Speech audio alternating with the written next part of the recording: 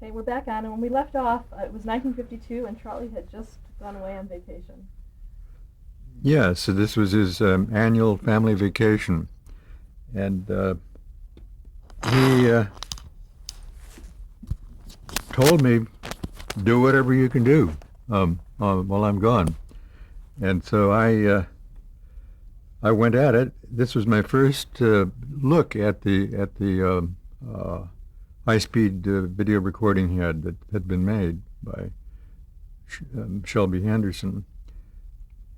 And I examined it, and I didn't think that it had much chance of success.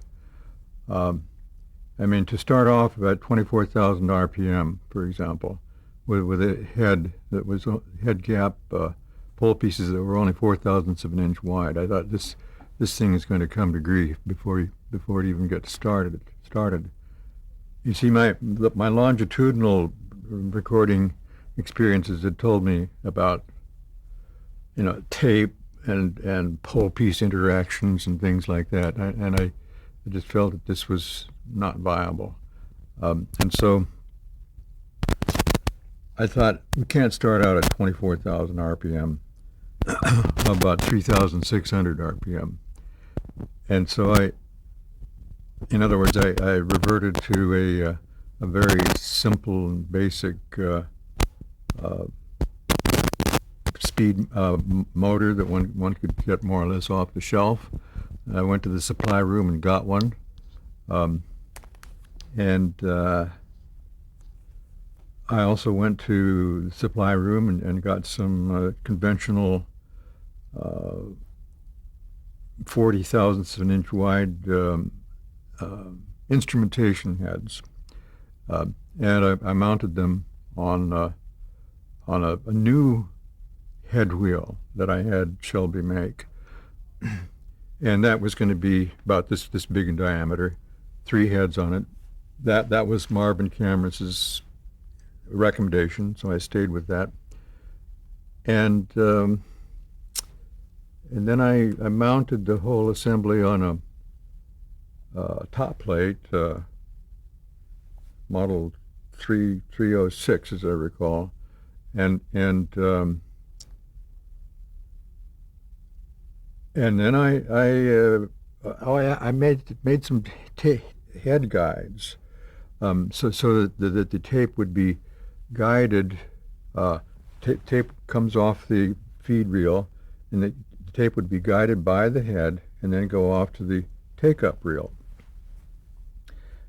And the head guides were quite easy to fashion, and the tape was just self-supported in that area. There was no backing material or anything like that.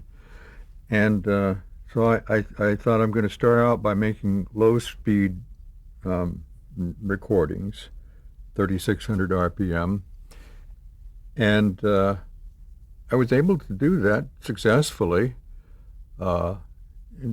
Nobody had made a rotary head work before, at Ampex at least, but I produced some results straight away, and I thought, well, this is going to be in the right direction at least.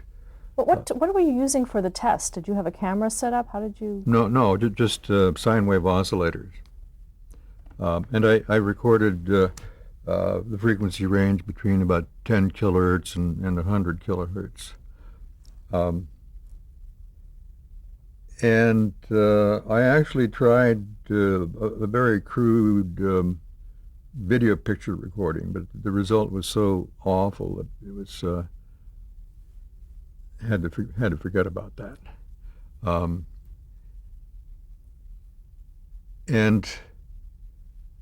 But anyway, here was a working, rotating head video recorder. Charlie came back from his vacation. I demonstrated my results to him, and he was absolutely delighted. I mean, to actually have some signals recorded on tape and reproduced from tape using a rotary head. And so we spent the next I guess a couple of weeks making experiments with this setup. And Charlie loved making frequency response runs, and making sure that everything was very exact and so on. I was more impatient. I like to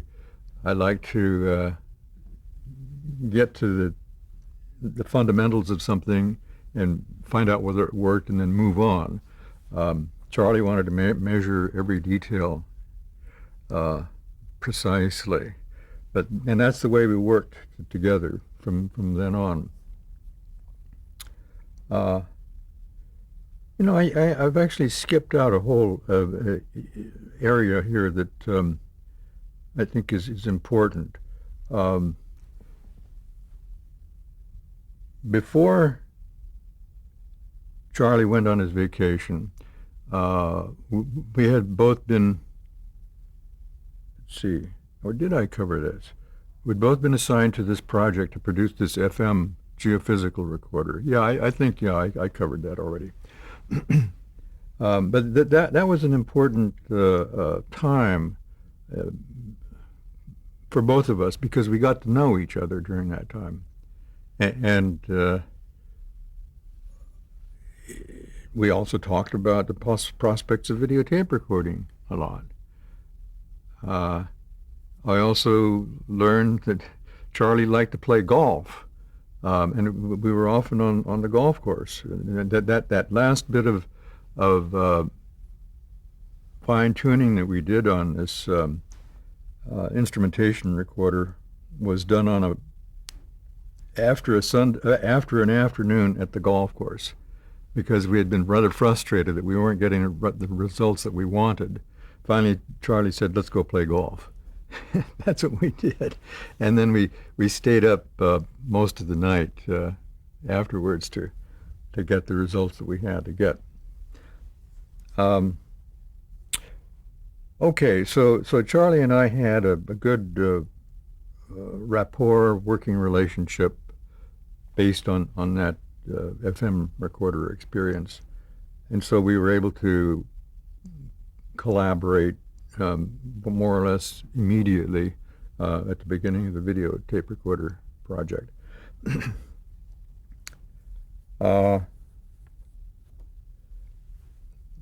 first thing I suggested after getting this initial recording done was that we increase our head speed and make some heads that were a bit smaller.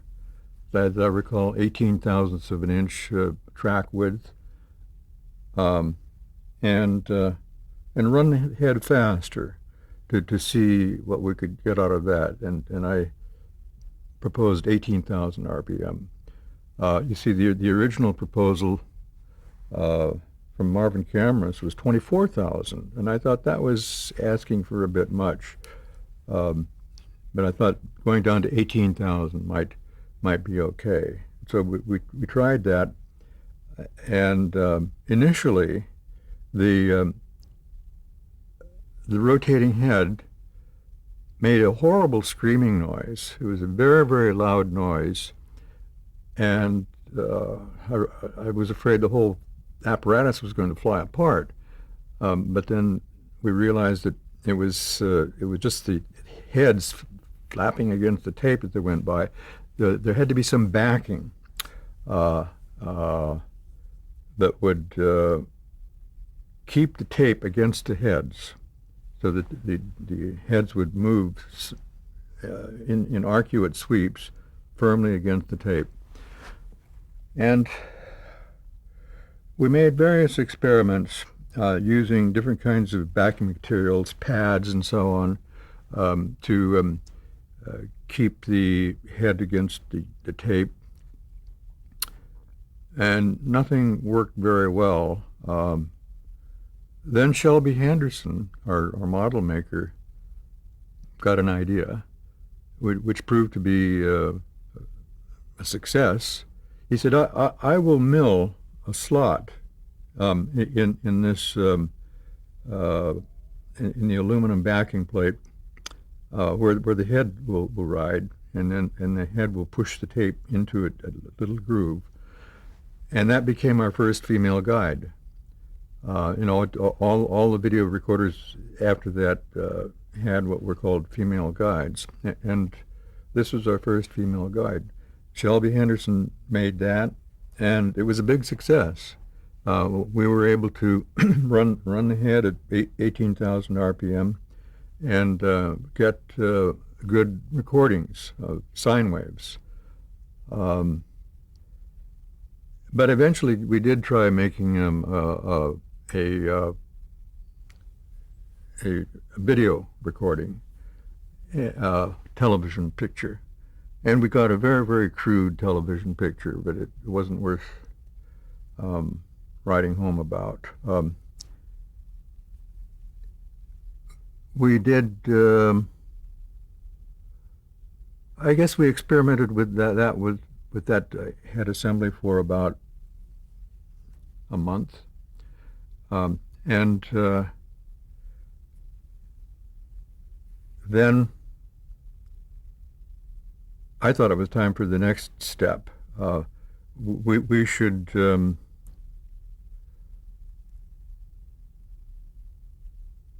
I thought we should go down in speed to 240 revolutions per second, because it seemed to me that we were not getting the bandwidth we needed because of writing speed. It was because of other things, like head-to-tape contact and maybe eddy current losses in the heads, things like that. So I thought we could get everything under better control by reducing the head speed some more, and that's what we did. And that 240 revolutions per second proved to be the final recording RPM of the video head.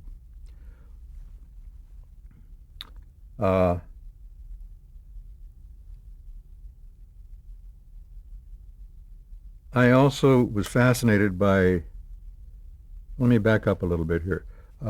To record the video signal on the tape, we thought we had to record the whole television spectrum. In other words, everything from very low frequencies, less than 10 hertz, up to 4 megahertz. And we knew that it was possible to make a perfect magnetic replica of the video image on the tape just by direct recording. We could use a very high frequency bias if we wanted to. That's how audio recorders conventionally work. Or we could use DC bias, direct recording bias.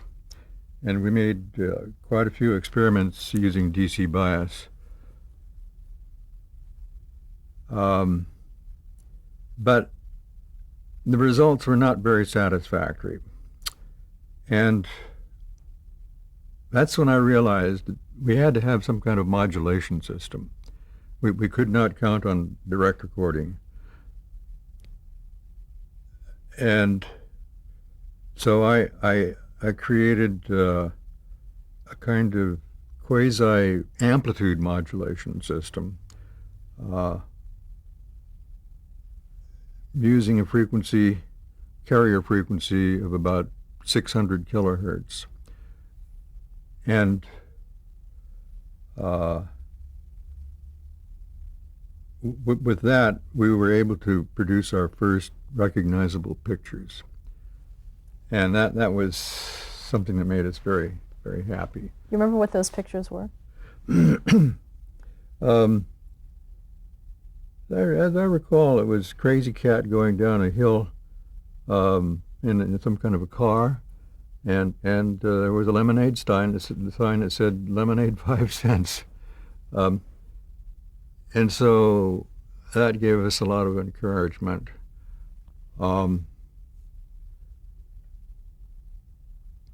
Alex Poniatov had his office right next to our lab.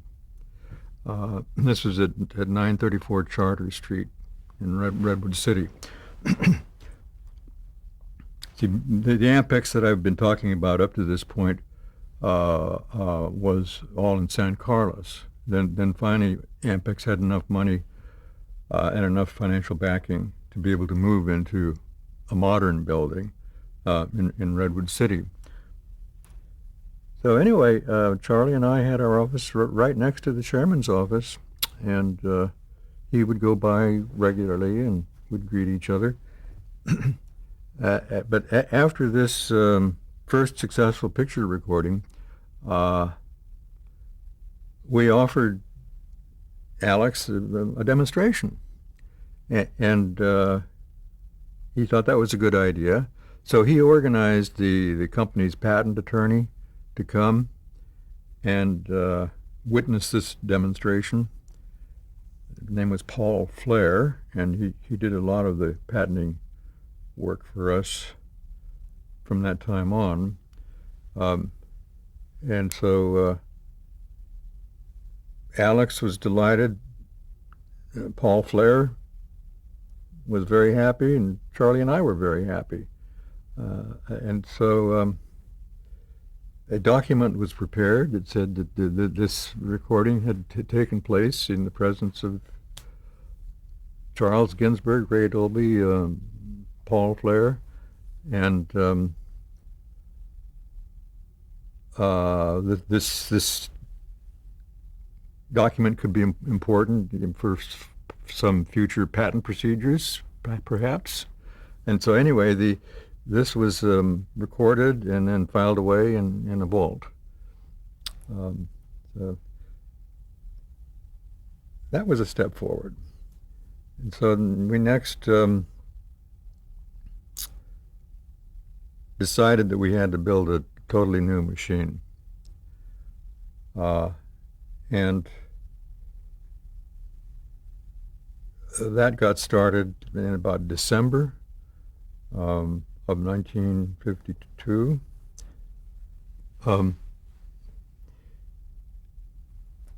And this was the first time we were engaging the uses of our drafting department. So I laid out a top plate, how I thought it should be done. The drafting department took that and put in all the details. And the head was mounted in a more favorable position than had previously been done. And well, we were ready for the next step. It took a while to finish the machine. I think we went into January of 1953. But from then on, we were able to produce some halfway decent pictures. Were you even working with sound yet at that point? No. There was no soundtrack at this point. We were mainly interested in getting a video picture. We'd take care of the sound later.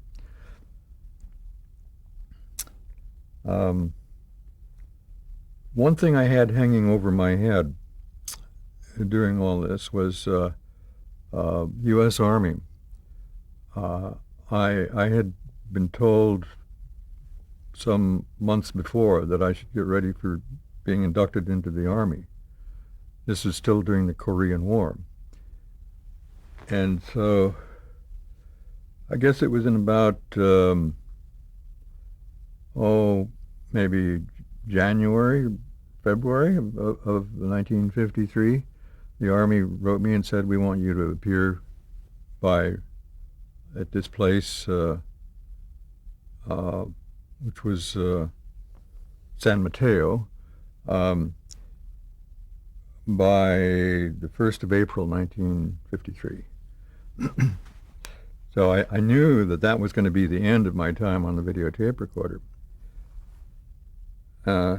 So I had to work frantically during that little time available to create modulation and demodulation systems and better ways of of controlling the head motor and better ways of controlling the capstan motor. But by the end of this time, we were producing these 600 kilohertz pictures, and we were reasonably happy about that. So I got drafted on the 1st of April, and then with my disappearing, Ampex decided to pull a plug on the project, which they did, and they were going to they reassigned Charlie to a bread and butter project, which was to create sound systems for the cinema, big sound systems for the cinema with stereophonic multi-track sound and that sort of thing.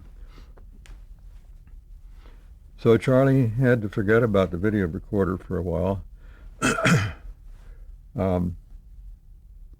Incidentally, he gave me a wonderful departure party, which was, it was like him.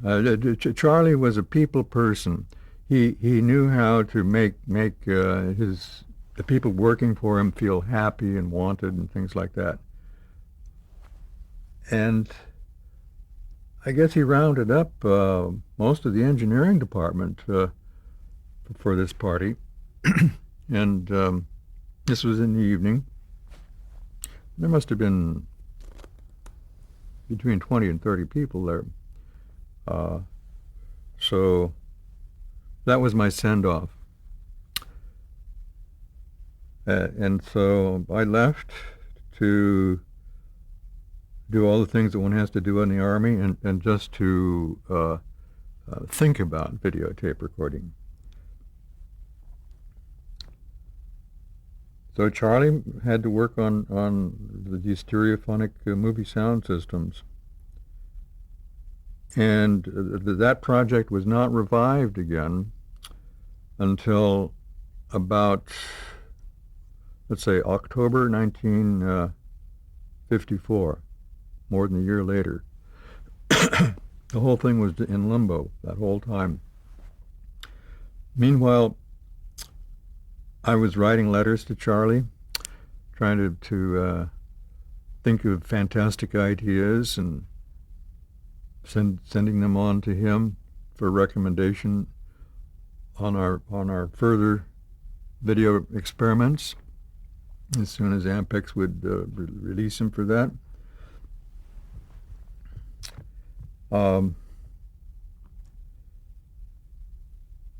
I wrote these letters by hand in the beginning, and sent them off to Charlie. He was not a good correspondent. He practically never responded. And then I was, after the end of my basic training, I was assigned to the St. Louis Medical Depot as an electricity and electronics instructor to deal with medical electronics like electrocardiograph machines, diathermy equipment, and that sort of thing. So I was teaching about 4 to 5 hours a day, correcting papers and things like that, and much of the rest of the time. And also I had time to put together my ideas on the future videotape recorder. At this time, I found a wonderful girlfriend who was an expert stenographer, and I was able to dictate to her practically anything I wanted to say, and she would make a spot-on, perfect, let's say, recording of this using her stenography, and then be able to type it up, and I would read it, and I'd think, this is perfect. So I was able to dictate quite a few pages of letters to Charlie. I think about, maybe 20 or 30 pages in all.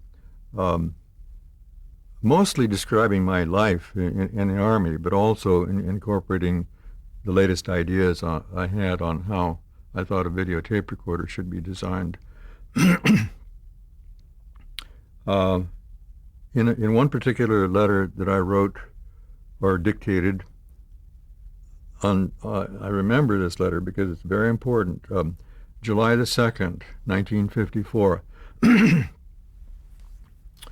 I said, what we have to do to take the next step on this video recorder is to get rid of this arcuate sweep and replace it with a transverse sweep. It will bend the tape, but it will result in vertical traces on the tape, which will eliminate a lot of our problems.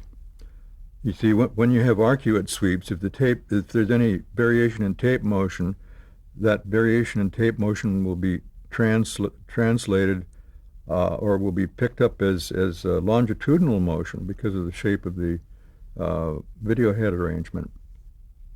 But if you have vertical sweeps, then any movement of the tape is not going to be translated into any errors coming in the resultant signal. So I thought, well, that's going to solve one big problem we've had in the videotape recorder. And I also added another change. Up to this time, we had been very concerned about what would the price of our machine be. It seemed to me that we were creating a machine that was going to be big, clumsy, very expensive. That's why I said in the beginning we had to run the capstan from the power line, as opposed to in some artificial way. I mean, I had devised this tape motion system that I told you about earlier, Model 391. But these were expensive electronic devices. And what we really needed was one of these speed control systems to control the capstan, in other words, the linear movement of the tape, and another Model 391 to control the head motor. And this just seemed prohibitively expensive. These thoughts had been running through my mind for some time, but I finally realized that this step had to be taken if we were going to get this videotape recorder system running properly. And so that was the second recommendation that I made in that July the 2nd, 1954 letter. And